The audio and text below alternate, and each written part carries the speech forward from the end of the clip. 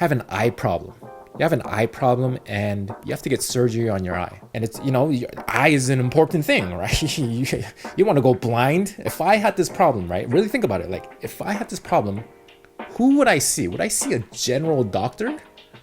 Or would I go see a damn specialist with eyes? I'd go see the guy who has thousands of hours of eye surgery and has like a 98% success rate and who has studied eyes for 15 years of his life. Like, who would you rather go see?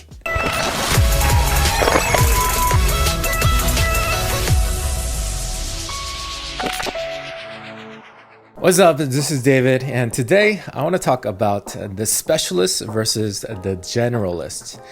And this is a conversation continuing from the other discussion we've had about the generalist versus the specialist.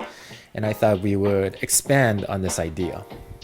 So when it comes down to choosing either of these sides, right? The real honest answer is it kind of depends. It really depends, because you can make both of these work, right? You can be both, like you can make a generalist work and you can also make a specialist work. So I'll give you an example of this. So let's say like you are in a small town, and in your small town, you are the local doctor. And I'm going to give you examples of business here, but say that you are the local doctor and you're the only doctor there. So you're pretty much a generalist, right? Because you got to take care of, many different types of patients, but you get all the business because there's no other competition, right? So in that sense, in like a small little market, the generalist idea, it can absolutely work. And, you can make a lot of money. You can be really successful with that idea. But most of the times, we're not in a small market. We're pretty much in a big market, right? And in a big market, generalists will typically not survive, or they can, but it's going to be so much more competitive. And so in the big market, specialists will tend to, they'll tend to not only be more unique, but they'll tend to make a lot more money and be more successful than a generalist. Like who makes more money, like a general doctor or a heart surgeon? Right, and you can actually look this up. You can Google this. Like, a heart surgeon makes like so much more money than a regular general doctor.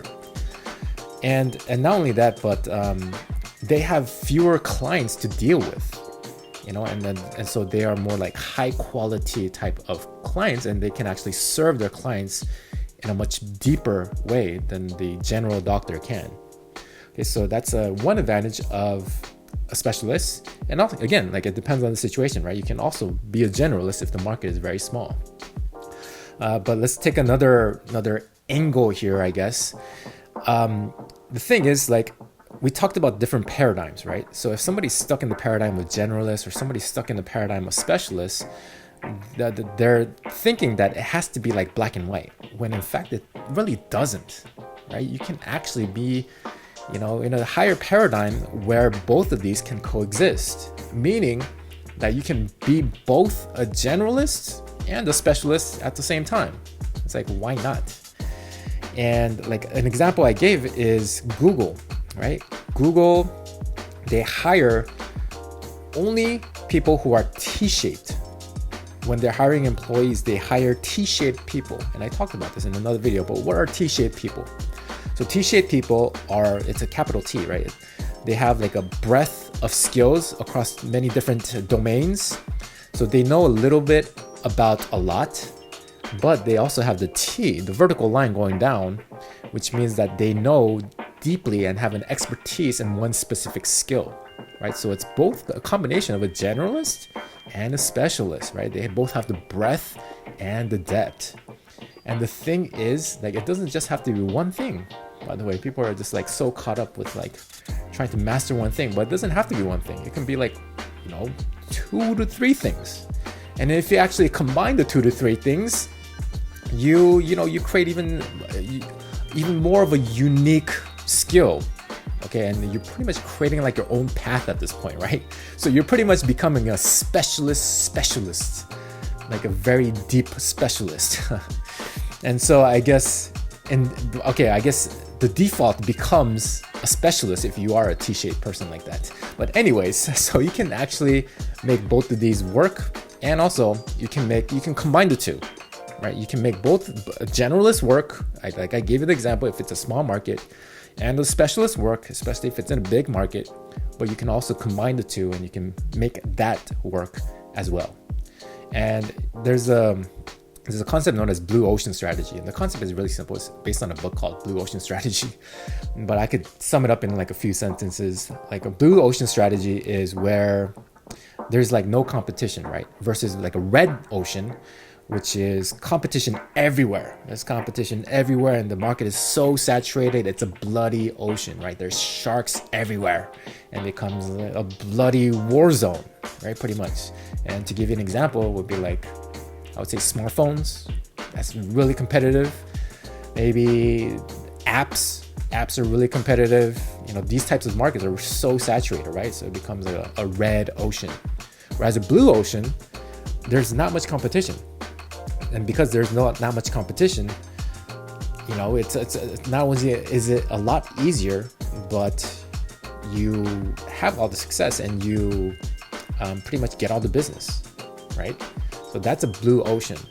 And when you become like that hybrid example that I gave, the T-shaped with like 3 different legs, you're pretty much creating like your own lane. And so you pretty much have like your own blue ocean. And it's actually very counterintuitive.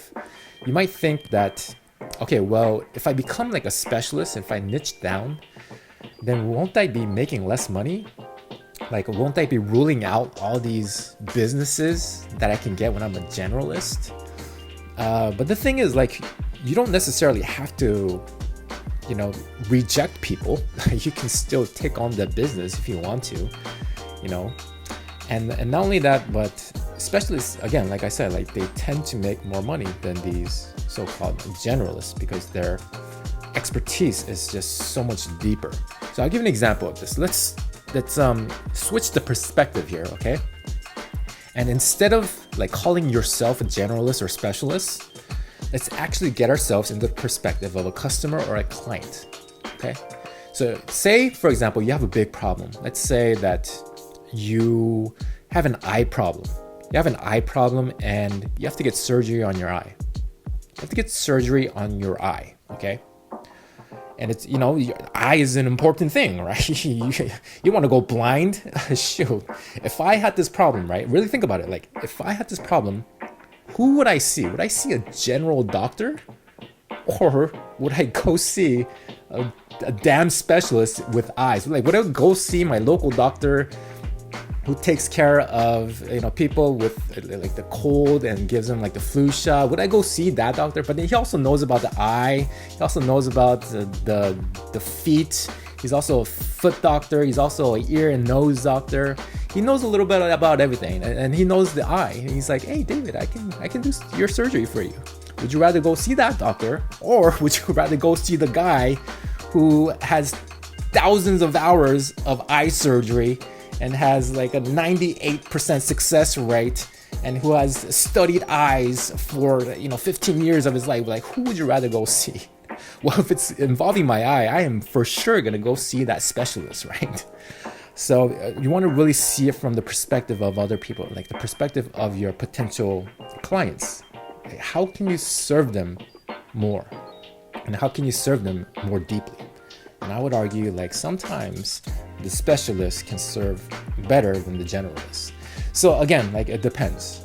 But most of the times, I would say, it's more the specialist that will have the greater impact on that person than the general doctor. Okay, so yeah, that's another video on the generalist versus the specialist.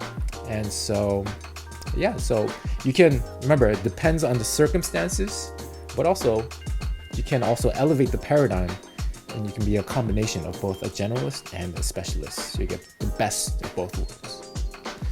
All right, so that's all I had for this video. Hope you found value out of this one. And I'll see you in the next one.